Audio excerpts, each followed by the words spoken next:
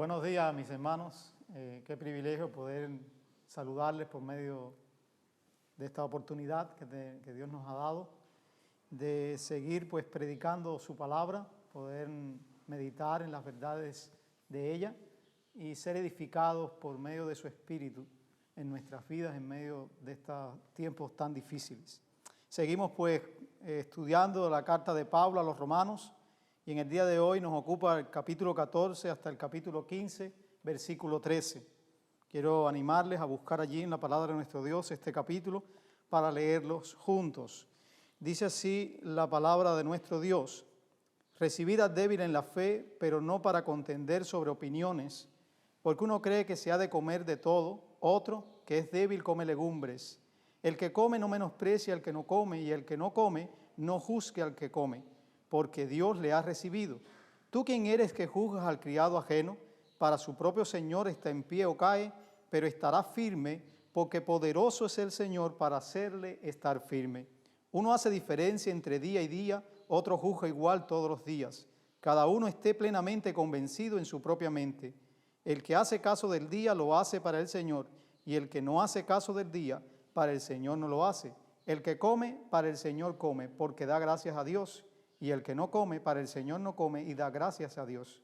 Porque ninguno de nosotros vive para sí y ninguno muere para sí. Pues si vivimos, para el Señor vivimos, y si morimos, para el Señor morimos. Así pues, sea que vivamos o que muramos, del Señor somos. Porque Cristo para esto murió y resucitó y volvió a vivir, para ser Señor así de los muertos como de los que viven. Pero tú, ¿por qué juzgas a tu hermano? O tú también, ¿por qué menosprecias a tu hermano? Porque todos compareceremos ante el tribunal de Cristo. Porque escrito está: vivo yo, dice el Señor, que ante mí se doblará toda rodilla y toda lengua confesará a Dios. De manera que cada uno de nosotros dará a Dios cuenta de sí. Así que ya no nos juzguemos más unos a los otros, sino más bien decidir no poner tropiezo o ocasión de caer al hermano. Yo sé y confío en el Señor Jesús que nada es inmundo en sí mismo, mas para el que piensa que algo es inmundo, para él lo es. Pero si por causa de la comida tu hermano es contristado, ya no andas conforme al amor. No hagas que por la comida tuya se pierda aquel por quien Cristo murió. No seas pues vituperado vuestro bien, porque el reino de Dios no es comida ni bebida, sino justicia, paz y gozo en el Espíritu Santo. Porque el que en esto sirve a Cristo agrada a Dios y es aprobado por los hombres. Así que sigamos lo que contribuye a la paz y a la mutua edificación. No destruyas la obra de Dios por causa de la comida. Todas las cosas a la verdad son limpias, pero es malo que el hombre haga tropezar a otro con lo que come. Bueno es no comer carne, ni beber vino, ni nada en que tu hermano tropiece, o se ofenda, o se debilite. ¿Tienes fe? Tenla para contigo delante de Dios. Bienaventurado el que no se condena a sí mismo en lo que aprueba, pero el que duda sobre lo que come es condenado porque no lo hace con fe, y todo lo que no proviene de fe es pecado. Así que los que somos fuertes debemos soportar las flaquezas de los débiles y no agradarnos a nosotros mismos. Cada uno de nosotros agrada a su prójimo en lo que es bueno para edificación, porque ni aun Cristo se agradó a sí mismo. Antes bien, como está escrito: los vituperios de los que te vituperaban cayeron sobre mí, porque las cosas que se escribieron antes para nuestra enseñanza se escribieron, a fin de que por la paciencia y la consolación de las Escrituras tengamos esperanza. Pero el Dios de la paciencia y de la consolación os dé entre vosotros un mismo sentir, según Cristo Jesús, para que unánimes a una voz glorifiquéis al Dios y Padre de nuestro Señor Jesucristo. Por tanto, recibíos los unos a los otros, como también Cristo nos recibió para la gloria de Dios. Pues os digo que Cristo Jesús vino a ser siervo de la circuncisión para mostrar la verdad de Dios, para confirmar las promesas hechas a los padres, y para que los gentiles glorifiquen a Dios por su misericordia, como está escrito: por tanto, yo te confesaré entre los gentiles y cantaré a tu nombre. Y otra vez dice: alegraos, gentiles, con su pueblo. Y otra vez: alabad al Señor todos los gentiles y magnificadle todos los pueblos. Y otra vez dice Isaías: estará la raíz de Isaí, y el que se levantará a regir los gentiles esperarán en él. Y el Dios de esperanza os llene de todo gozo y paz en el creer, para que abundéis en esperanza por el poder del Espíritu Santo. Oremos, mis hermanos. Padre, gracias por esta mañana, gracias por tu palabra. Suplicamos en tu gracia y en tu misericordia que nos ayudes, Señor, a entender lo que ella nos enseña y que por medio de tu Espíritu Santo que vive en nosotros podamos ponerla por obra. Ayúdanos, Señor, en el nombre de Jesús. Amén. El otro día, mientras leía un artículo titulado Comprensión y aceptación mutua, me llamó la atención las siguientes palabras: la adaptación y la búsqueda de la complementariedad de dos seres diferentes, únicos e irrepetibles, requiere hacer vida día a día todo cuanto conlleva el amor. Jamás podrá marchar una relación si en la base de escala de valores no está la aceptación del otro, de sus cualidades, de sus limitaciones, de su persona. ¿Saben? La última frase me dejó pensativo. Jamás podrá marchar una relación si en la escala de valores no está la aceptación del otro. Quiere decir que si la persona no valora la aceptación como algo importante en su vida, entonces las relaciones no pueden marchar. Saben, en el texto de Romanos que nos ocupa hoy, se nos presenta algo muchísimo mejor para que la aceptación de otros sea una realidad en las relaciones. Es un hecho que ha tomado lugar a favor de los que conocen al Señor y que les impulsa a vivir en una aceptación mutua. Es la siguiente verdad que nos anima a vivir este pasaje: aceptémonos unos a otros a la luz de haber sido aceptados por Cristo. Aceptémonos unos a otros a la luz de haber sido aceptados por Cristo. Bajo este hecho concreto es que Pablo pide entonces la aceptación. Es que Pablo pide a esta comunidad que manifieste dicha aceptación de unos con otros. Y lo primero que él anima a esta congregación es que la aceptación debe darse sin juzgar o despreciar al hermano.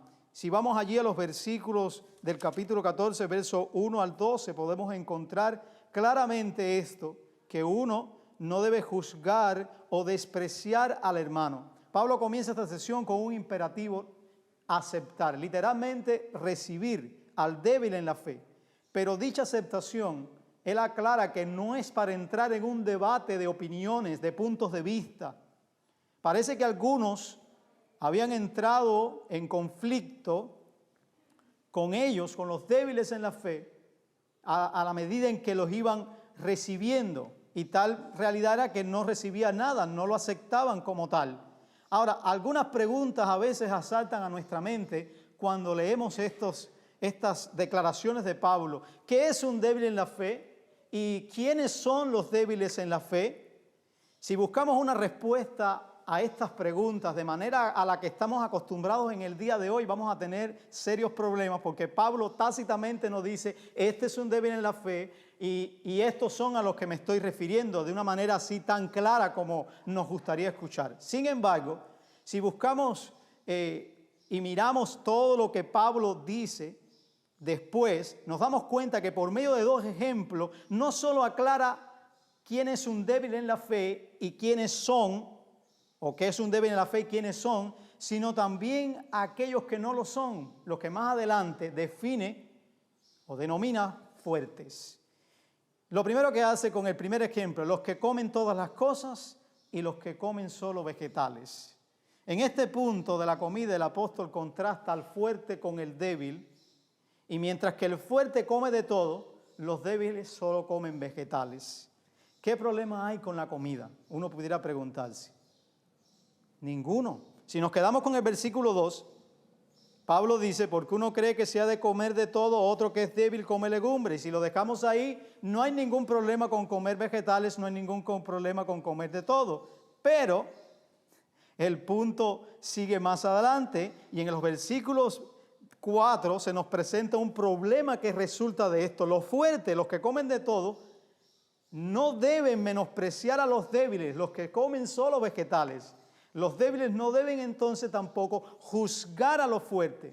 Y el punto que está haciendo Pablo es que el desprecio y el juzgar al hermano estaba tomando ocasión en la comunidad de Roma. O sea, por un lado estaban los que despreciaban y por otro lado estaban los que juzgaban. Y eso se estaba dando dentro de esta comunidad. La cuestión incluso, hermanos, es más problemática porque los débiles estaban arremetiendo con toda su fuerza contra los fuertes. Estaban allí, pues, arremetiendo con todo. ¿Por qué podemos decir esto? Por lo que dice Pablo al final del versículo 3 y en el 4 completo. El que come no menosprecia al que no come, y el que no come no juzgue al que come, porque Dios lo aceptó.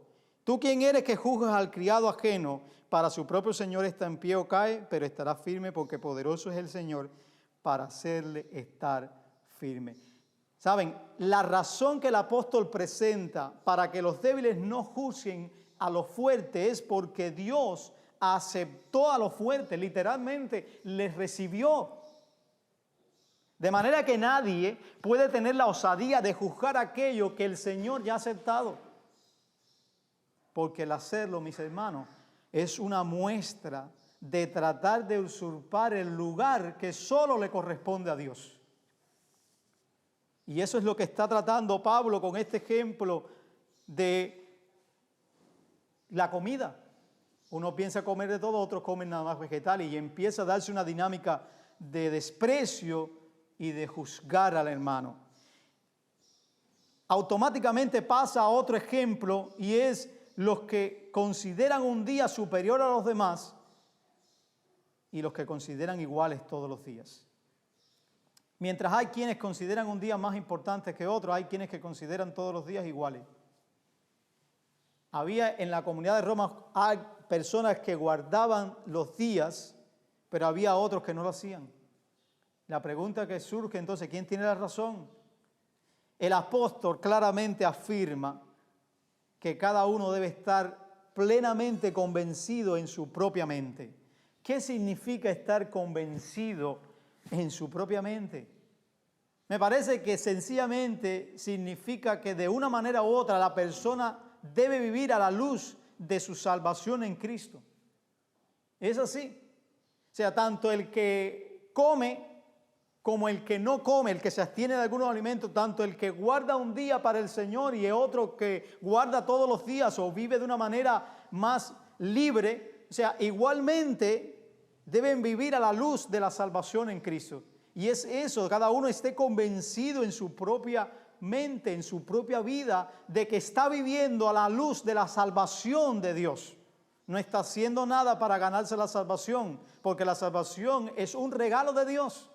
Y eso es algo que debe estar bien claro. Estos dos ejemplos de Pablo resume con esto. El que guarda el día, claramente lo dice, lo hace para el Señor, y el que come lo hace para el Señor, y el que no come lo hace para el Señor también. Y el común denominador de los dos es que los dos dan gracias a Dios. Los dos viven el agradecimiento por la manera en la que Dios les ha aceptado, les tiene en su vida. Y eso es algo que debemos notar. Sin embargo, si aún no queda claro, podemos seguir avanzando. Y el apóstol en el argumento de los versículos del 7 al 9 enseña que Cristo es el Señor de nuestras vidas. De manera que si vivimos, de manera que si morimos, somos del Señor. No vivimos para nosotros mismos, ni siquiera morimos para nosotros mismos, porque Cristo con su vida, con su muerte, con su resurrección, sencillamente se ha convertido en el Señor de todos, de los vivos y de los muertos. De nosotros, y para la comunidad de Roma esto significa sencillamente en este contexto particular de Pablo, que el que está comiendo todo es del Señor, y el que no come es del Señor también, y el que guarda un día es del Señor, y el que no lo guarda es del Señor también. Pero, ¿saben? Si todavía no ha quedado claro en nuestras mentes, entonces leamos la conclusión de Pablo, los versos del 10 al 12. Pero tú, ¿por qué juzgas a tu hermano? O tú también, ¿por qué menosprecias a tu hermano? Porque todos compadeceremos o compareceremos ante el tribunal de Cristo. En esencia, mis hermanos, los débiles no deben juzgar a los fuertes y los fuertes no deben despreciar a los débiles. ¿Por qué? Por todo lo dicho anteriormente, pero también porque daremos cuenta a nuestro Dios.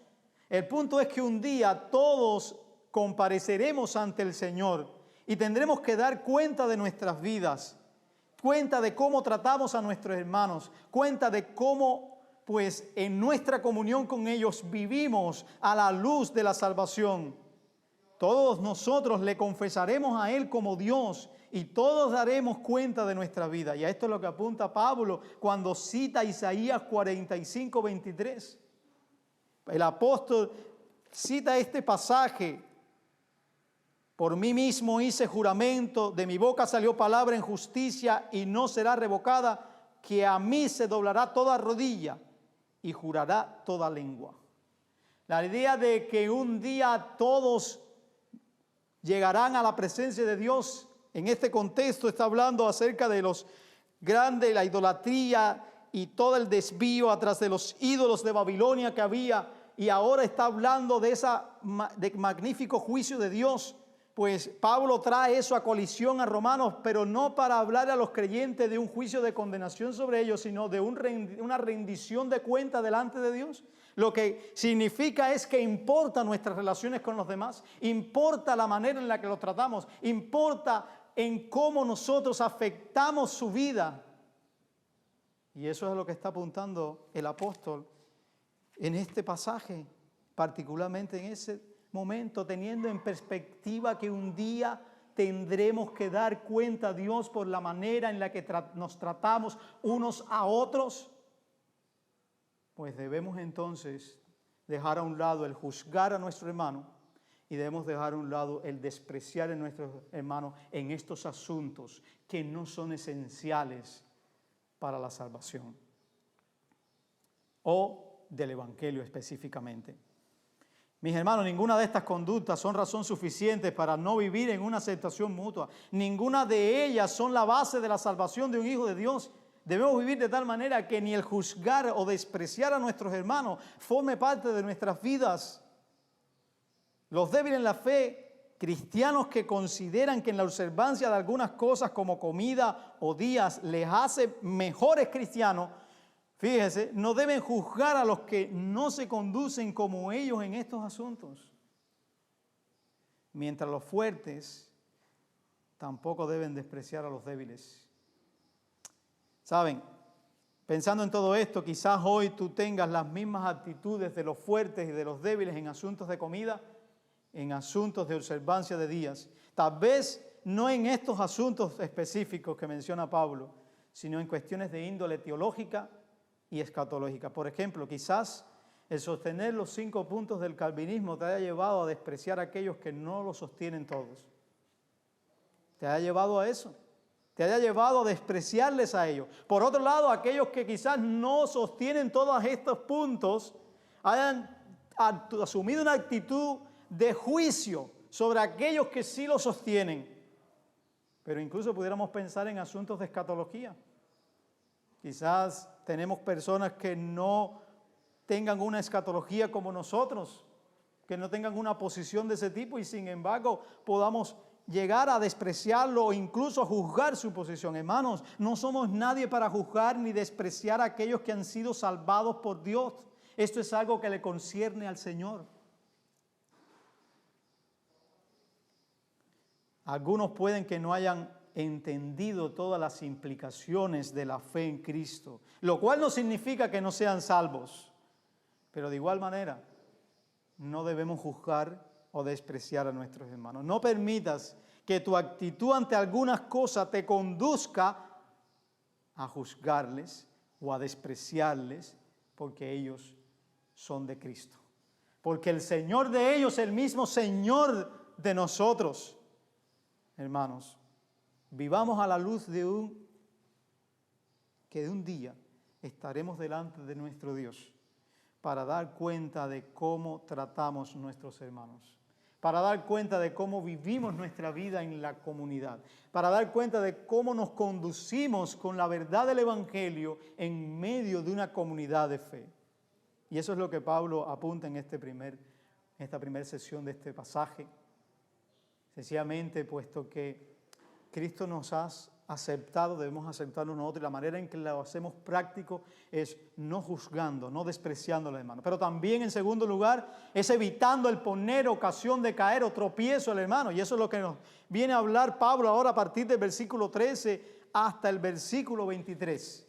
Hermanos, como seres humanos muchas veces nosotros somos dados a emitir criterios. Incluso es peor porque a veces nosotros juzgamos lo que no tenemos que juzgar y no juzgamos lo que sí tenemos que juzgar. Y ahora cuando nos tornamos a estos versículos, Pablo nos presenta lo que sí se nos está permitido juzgar. Y claramente dice, si algo viene hablando de juzgar y hace un juego de palabras con ella, y ahora dice, no juzguen, pero si tienen que juzgar, juzguen esto. Y dice claramente, no buscar o poner ocasión de caer o tropiezo al hermano. En una palabra es no dañes a tu hermano. No dañes, no pongas nada que pueda dañar a tu hermano, que pueda lastimar a tu hermano, que pueda hacer que su vida espiritualmente decaiga. O en términos positivos sería, busca todo lo que contribuya con la edificación, que contribuya sencillamente con el crecimiento de tu hermano. O como más adelante Pablo lo dice literalmente en el verso 19, busquemos las cosas que contribuyen a la paz y a la edificación mutua. Hermanos, los fuertes pueden considerar comportarse sin tener en cuenta a los hermanos debido a su conocimiento respecto al reino de Dios. Ellos han aceptado todas las implicaciones de la historia de la salvación al punto de que no tienen ningún problema, han entendido su libertad en Cristo, pero eso no es un pretexto para ahora poner ocasión de caer o tropiezo a los hermanos. No. Deben hacerlo bajo los valores del reino. El amor práctico y la preocupación de unos por otros es la expresión de un verdadero hijo de Dios, de un verdadero hijo del reino. Y saben, la razón fundamental por la que creo que uno no debe poner ocasión de caída o tropiezo al hermano es para no privarles de ver aquello que es lo más importante del reino. No privarles de eso. No bloquearlo, no dejarlo allí estancado en su vida, tratando de conciliar su conciencia, tratando de ver si está haciendo bien, condenándose a sí mismo en lo que hace y lo que no hace. Y sencillamente poder ver que el reino de Dios no es acerca de comida, no es acerca de bebida, no es acerca de días. Como lo dice Pablo, es acerca de justicia, paz y gozo en el Espíritu Santo. Esa es la esencialidad del reino. Y saben, cuando yo pienso en esto, debe haber penetrado los corazones primeramente y directamente de los fuertes, porque le está hablando a los fuertes en esta instancia, y en segundo, de manera indirecta, el de los débiles. Quizás algunos dicen, un momento Pablo, pensarían los fuertes, ¿me estás diciendo que debo abstenerme de comer algo que pueda hacer que mi hermano tropiece? ¿Me estás diciendo que debo limitarme respecto de los días entonces por causa de mi hermano? ¿Pero acaso yo no soy libre, Pablo? Sí, eres libre, pero no en detrimento de la esencialidad del reino de Dios, no en detrimento de vivir una vida de justicia, no en detrimento de disfrutar la paz de la salvación que Dios ha dado y no en detrimento del gozo del Espíritu Santo. En esencia, en términos de salvación, aunque Pablo no está hablando aquí de eso, pero quiero ponerlo en términos de salvación para ejemplificar el punto de Pablo, sería, aquellos que son salvos no viven como ellos quieren, sino como verdaderamente viven los que están revestidos de Cristo. Si tú eres salvo, tú no vives como te dé la gana a ti. Tú vives bajo la realidad de haber sido salvados por Dios. Y ese es el punto. Aquellos que tienen fuertes, y escuche bien, aquellos que tienen fuertes y completas convicciones de las implicaciones de la fe, no la usan para entorpecer o dañar espiritualmente al hermano que no las tiene. Y la repito para que penetre en nuestros oídos y se arraigue en nuestro corazón. Aquellos que tenemos fuertes convicciones, completas convicciones acerca de la salvación, de las implicaciones de la fe, no usamos esas para hacer que nuestros hermanos tropiecen, dañarles espiritualmente. No las usamos.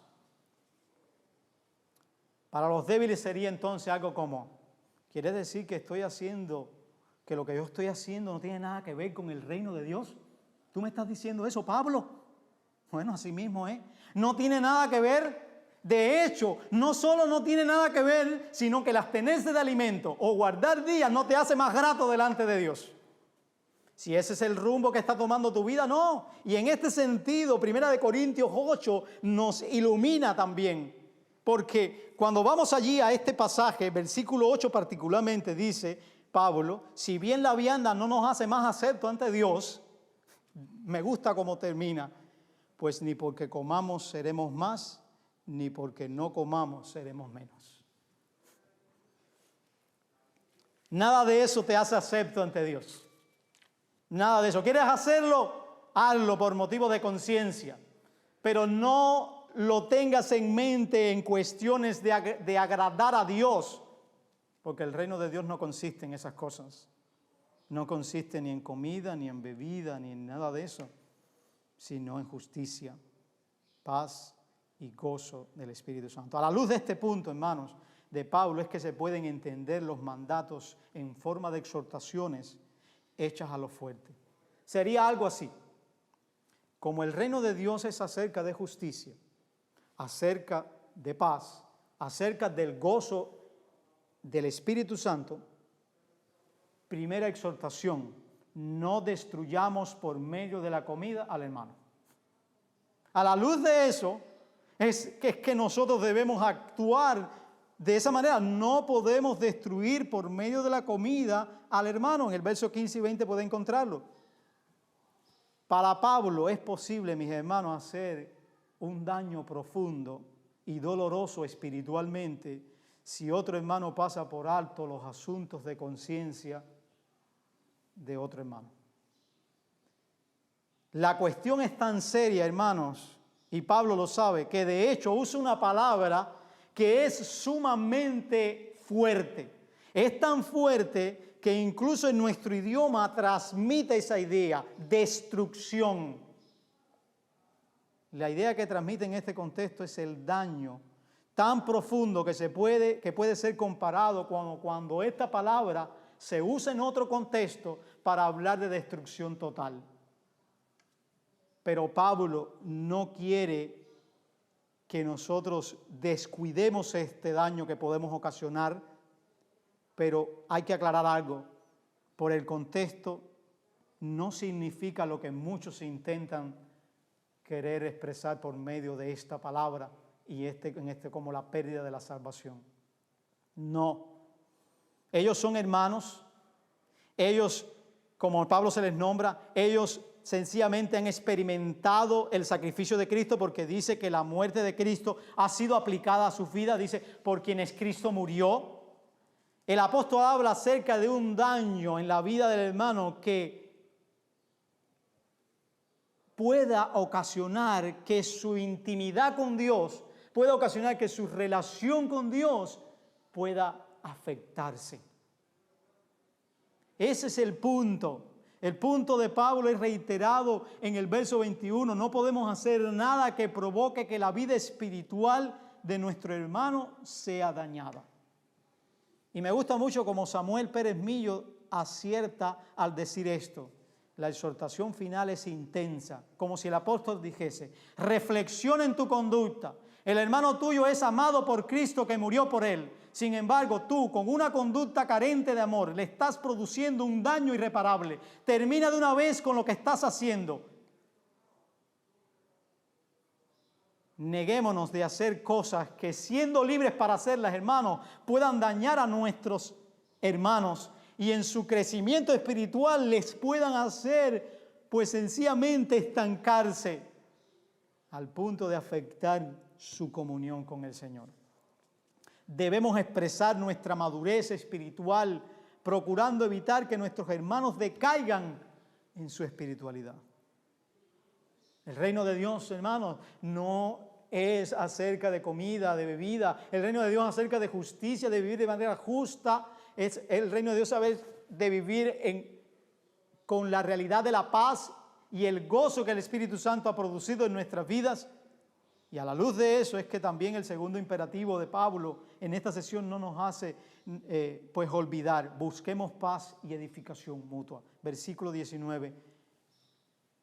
Miren, si es determinante el no dañar a nuestros hermanos al abstenernos de cosas que le puedan llevar a tropezar, mucho más determinante debe ser el buscar las cosas de paz y las cosas que contribuyan a la edificación mutua.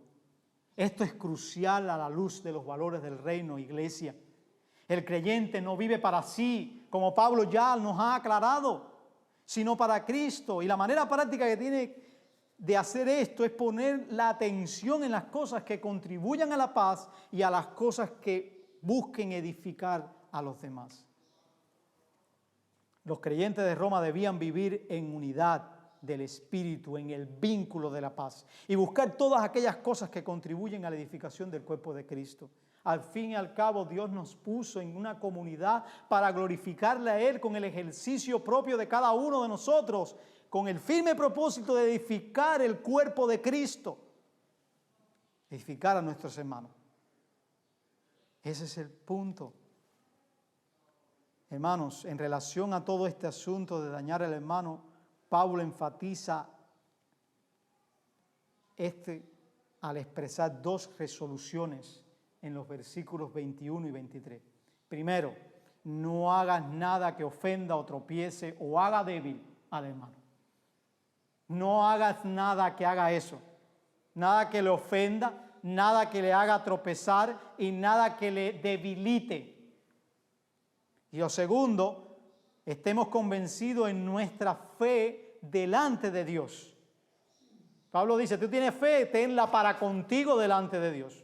Dice, bienaventurado el que no se condena en lo que come o en lo que aprueba, dice también. Tenla para contigo. En otras palabras, conocer que Dios nos ha libertado en Cristo, fíjese bien, debe llevarnos a disfrutar de esa libertad, pero a veces de manera pública por nuestro hermano, limitarnos a usar esta por causa de ellos, para no herirles. De nuevo, 1 Corintios es iluminador en este sentido. 1 Corintios 8, en los versículos del 9 al 12, Pablo dice, pero mirad que esta libertad vuestra no venga a ser tropezadero para los débiles, porque si alguno te ve a ti que tiene conocimiento sentado a la mesa, en lugar de los ídolos, la conciencia de aquel que es débil no será estimulada a comer los sacrificados a los ídolos, y por el conocimiento tuyo se perderá el hermano débil por quien Cristo murió, de manera que, pues, pecando contra los hermanos e hiriendo su débil conciencia contra Cristo, pecáis. O sea, vuelve nuevamente, somos libres, pero no para usar nuestra libertad para dañar a nuestros hermanos. Somos libres, pero no para vivir esta a merced de los demás, en daño específicamente. Abandonemos por puro amor todo aquello que pueda ser un problema espiritual para nuestros hermanos, o sea, aquello que pueda ser un obstáculo en su crecimiento, en su comunión con Dios. No vivamos haciendo cosas que pueden llevar a nuestros hermanos a dar un mal paso en su peregrinar espiritual. Entendamos de una vez y por todas que hay hermanos cuya fe no es sólida, por lo que necesita tiempo para que el Señor les solidifique la fe. No usemos nuestra libertad para vivir sin responsabilidad ante nuestros hermanos. Todo lo contrario, vivamos ella bajo la gran responsabilidad que nos da el Evangelio por pura gracia, por puro amor de Dios. El daño que podemos causar en otros por el mal uso de nuestra libertad en Cristo delante de ellos es profundo. no lastimemos a aquellos por quienes Cristo murió, por quienes Cristo resucitó. No solamente, mis hermanos, Pablo, a la luz de animarnos a aceptarnos unos a otros, precisamente porque Cristo nos aceptó de manera práctica, solamente nos dice no juzguemos a los hermanos, o sea, no los despreciemos, no solamente nos dice no pongan ocasión de caer al hermano, sino también de manera más positiva nos dice sobrelleven las flaquezas de los débiles. Versos del 1 al 6 del capítulo 15, Pablo nos va a estar hablando de cómo sobrellevar las flaquezas de los débiles.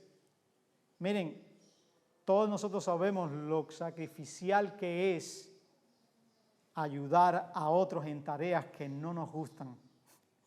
O pudiéramos decir que no son de provecho de manera simple, a simple vista, para uno. Sin embargo, quiero decir que eso es una expresión de amor por la otra persona. Y creo que esto es lo que Pablo está refiriéndose en esta sesión. Los cristianos fuertes deben dejar de despreciar a los débiles por sus observancias y buscar agradarles a ellos. Una pregunta, ¿quiere decir que tenemos que adoptar sus costumbres de observancia y abstinencia? No, más bien tiene que ver con centrarse en la edificación de sus vidas. Y me encanta cómo es traducido este versículo en la Reina Valera contemporánea. Así que los que somos fuertes debemos soportar las flaquezas de los débiles en vez de hacer lo que nos agrada. ¿Saben? En lugar de entrar en un careo con los hermanos, en lugar de despreciarlos, los cristianos de Roma debían buscar agradar a los hermanos débiles. Y la manera de hacerlo está definida en el versículo 2 por la edificación de sus vidas. Para edificación de sus vidas. El hacer esto es una manera clara de despojarse de una vida egocéntrica, de una vida que solamente busca lo personal, de una vida que solo se centra en disfrutar de uno mismo, de lo que ha recibido. Y eso es problemático porque incluso la clara muestra del Evangelio, el Evangelio se nos ha dado, el Evangelio cuando viene a la vida de alguien y transforma su vida, no solamente se queda allí en el sentido de que tú no vas a ir a salir para compartirlo con alguien más. No, al contrario, vas y le hablas a los demás acerca de Cristo, acerca de lo que hizo en la cruz, acerca de lo que está ofreciendo, acerca de que deben arrepentirse. No te quedas con eso. La única manera en que el Evangelio está allí en nosotros es para transformarnos a la semejanza de Cristo. De ahí en fuera está para convencer al pecador al arrepentimiento. Nosotros tenemos que hacerlo. Quedarnos con eso es una expresión egocéntrica. Pablo nos exhorta sobre la base, sobre la base de la ética puramente humana, sino sobre la realidad del Evangelio. ¿Cómo lo hace? Cristo mismo renunció a su agrado personal para entonces cargar sobre sí los reproches de muchos.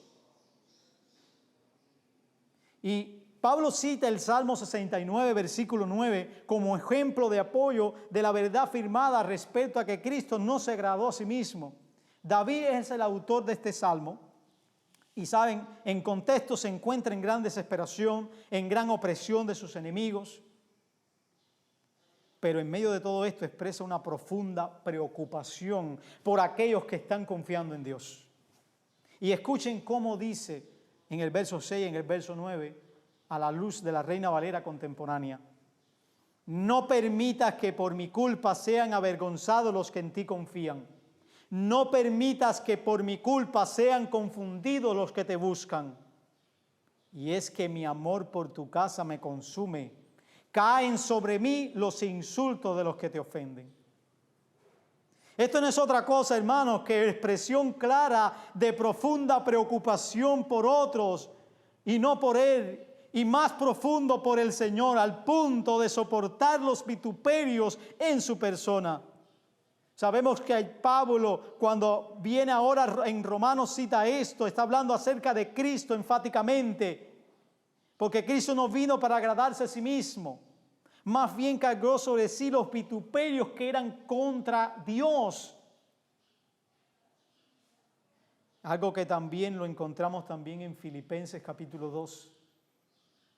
Cuando en el contexto de la unidad, en el contexto de no vivir para uno mismo, sino para los demás, el ejemplo de Cristo es insertado y nos habla de cómo Él, teniendo todas estas cosas, vino y soportó todas estas cosas y tomó nuestra forma y estando en nuestra condición se humilló, haciéndose obediente hasta la muerte y muerte de cruz.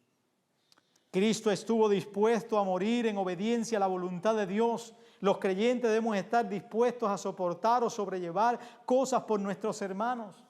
Nuevamente, como dice Millos, si lo que se demanda de nosotros es la disposición a dar nuestra vida por los hermanos, fíjese, si la Biblia demanda dar nuestra vida por nuestros hermanos, porque es una expresión clara del amor, nadie tiene mayor amor que que uno ponga su vida por la de sus amigos, dice Jesús.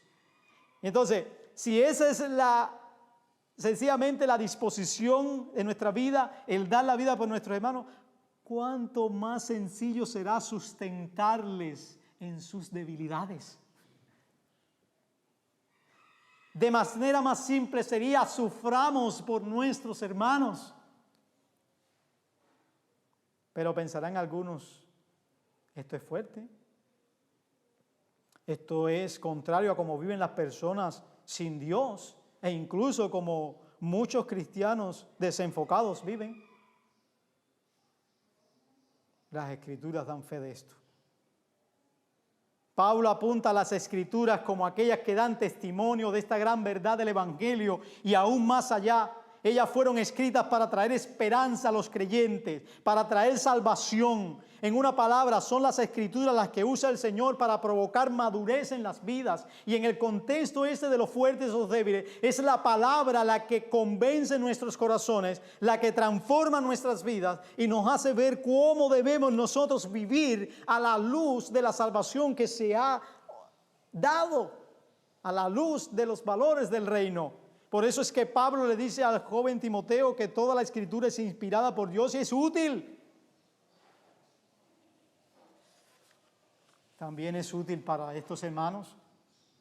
Los débiles pueden despojarse de sus prejuicios por la obra de la palabra en sus corazones.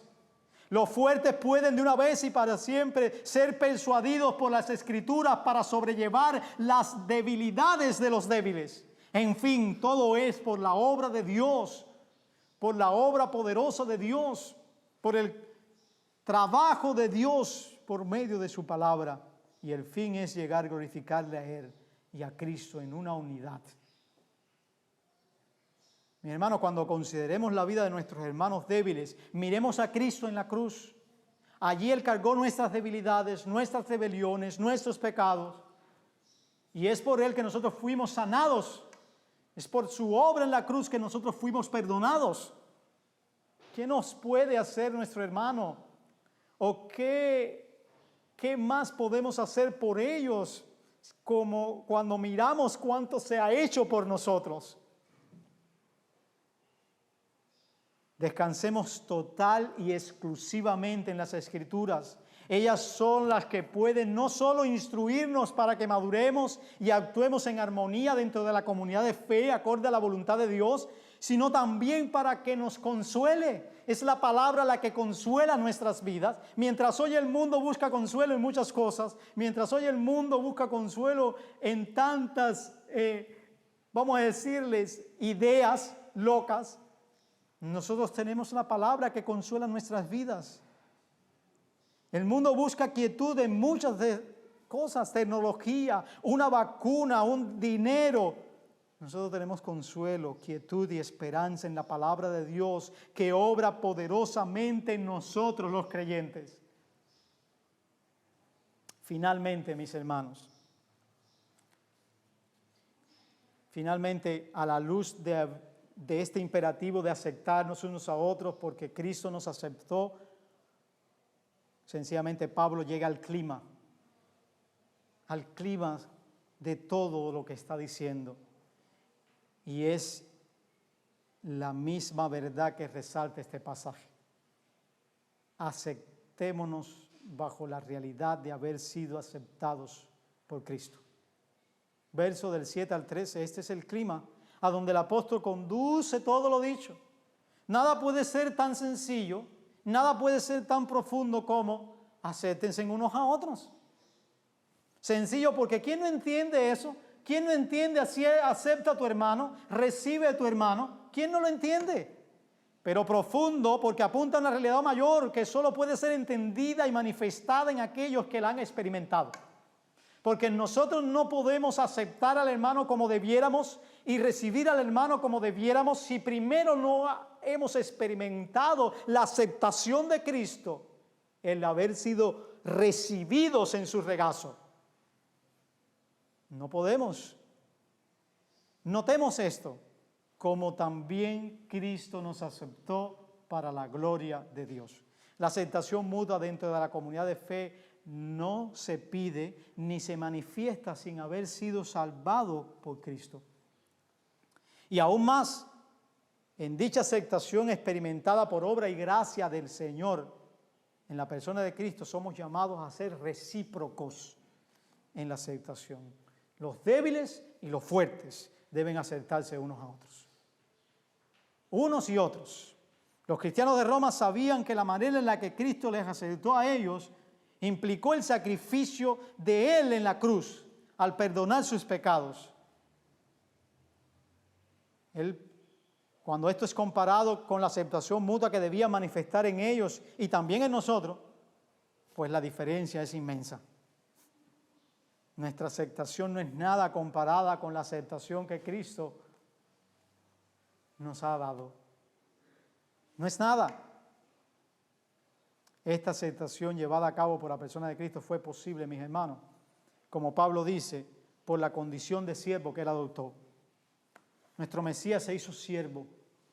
Y específicamente los versículos del 8 al 13 de este capítulo dice, pues os digo que Cristo Jesús vino a ser siervo de la circuncisión para mostrar la verdad de Dios, para confirmar las promesas hechas a los padres y para que los gentiles glorifiquen a Dios por su misericordia. Pudiéramos decir que acorde a los versos 8 al 13, Jesús vino a ser siervo para cumplir o consumar la salvación del Señor, tanto para judíos como para gentiles, para todos los que por amor escogió. Cristo actuó para traer bendición a ambos en cumplimiento de las Escrituras. Los versículos del 8 al 9a llevan a las mentes a la promesa hecha a Abraham referente a la bendición. En ti serán benditas todas las naciones de la tierra. Disfrutarán de una plena salvación. Y allí mismo, siguiendo los versos del 9 al 12, sirven como un apoyo de que el cumplimiento de dicha promesa fue hecha realidad en el Evangelio. Es el Evangelio el que ha consumado, es Cristo el que ha consumado esa bendición. Todo esto tiene una fuerte relevancia para la comunidad de Roma, compuesta por creyentes judíos y por creyentes gentiles. Cristo se hizo siervo esencialmente para dos cosas. Uno, confirmar la promesa hecha a los padres, hacerla realidad, llevarla a término, completarla. Aquello que a los patriarcas se les dijo que sucedería, Cristo lo ha consumado. El judío que escucha lo está entendiendo, debe asumirlo, debe decir wow. Pero también para que los gentiles glorificaran a Dios por su misericordia al salvarles. Y eso es lo que va todas las citas que hace ahora del Antiguo Testamento Pablo allí, es para resaltar esa realidad de la alabanza que el pueblo de Dios, compuesto por gentiles, ha traído, porque desde un inicio Dios tenía previsto hacer un pueblo para sí, bendecirles. Y ahora los gentiles prorrumpen en alabanza, incluso atestiguada desde el Antiguo Testamento. Note cómo repite una y otra vez: cantaré tu nombre, confesaré tu nombre entre los gentiles. Y otra vez dice: alegraos gentiles. Y otra vez: alabar al Señor gentiles.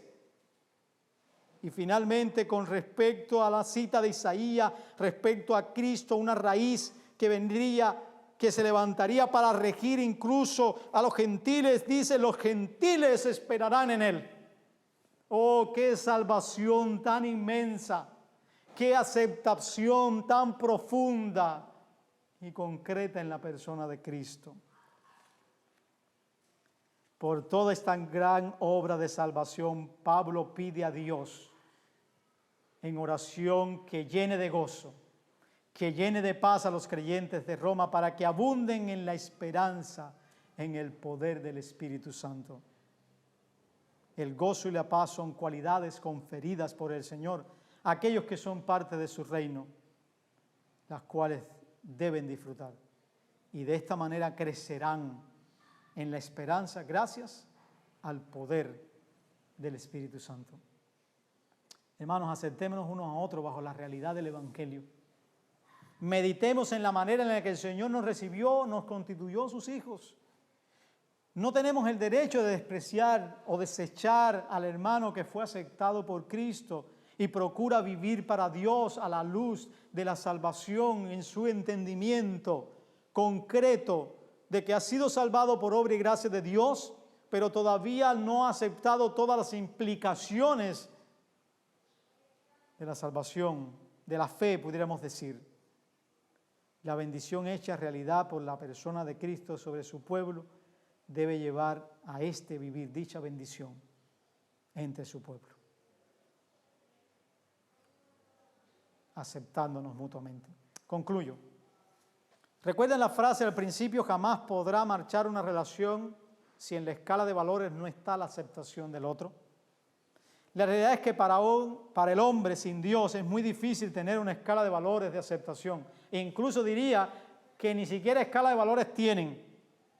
Sin embargo, para aquellos que gozan de haber sido aceptados por Cristo, no solo tienen la aceptación en sus vidas, sino que a la luz de haber sido perdonados, a la luz de haber sido salvados, justificados, ahora pueden recibir a sus hermanos en la fe para edificación mutua.